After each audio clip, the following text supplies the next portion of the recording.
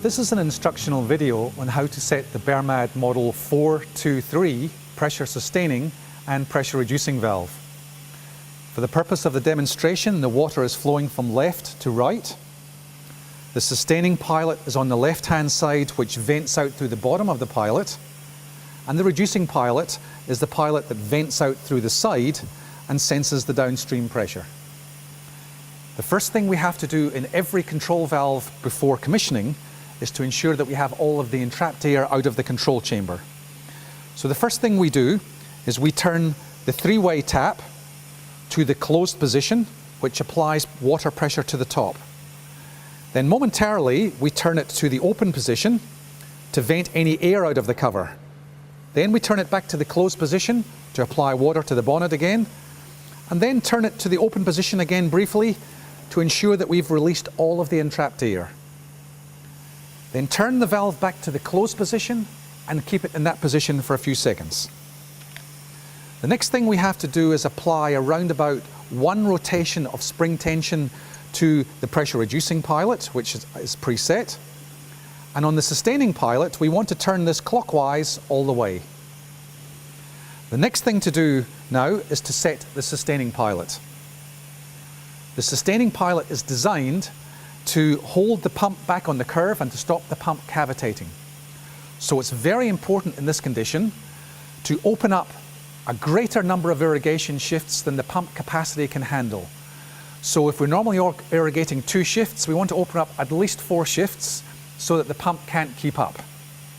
So if the 4 shifts are opened, we start the pump and we turn the three-way tap to the auto port. When we're in the automatic port, we put our adjustings or our spanner on the sustaining pilot and we turn this anti-clockwise slowly, and we'll start to see water venting out through the vent and the pressure on the upstream side starting to reduce.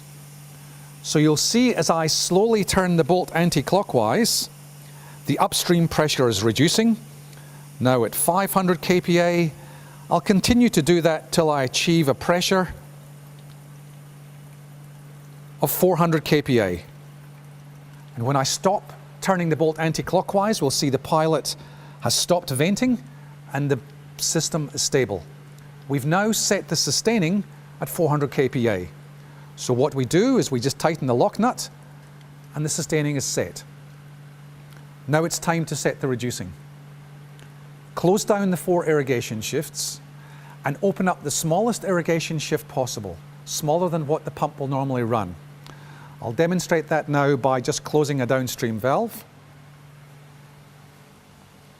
As I do this, you can see the upstream pressure rising.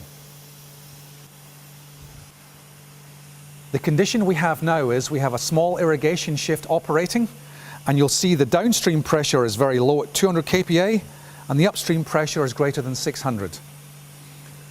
If I go to the reducing pilot, one rotation of the adjustment bolt on the pilot is approximately 80 to 90 kPa. So as I turn it clockwise, you'll start to see water vent out through the control tube and the downstream pressure will rise.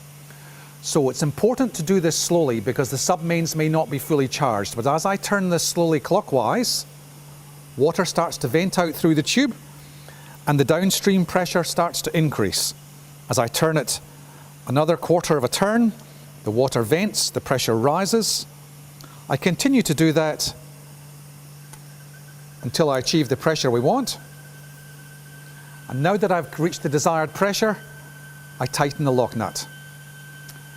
The valve is now set.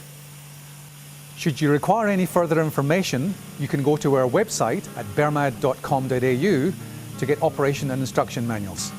Thank you for watching.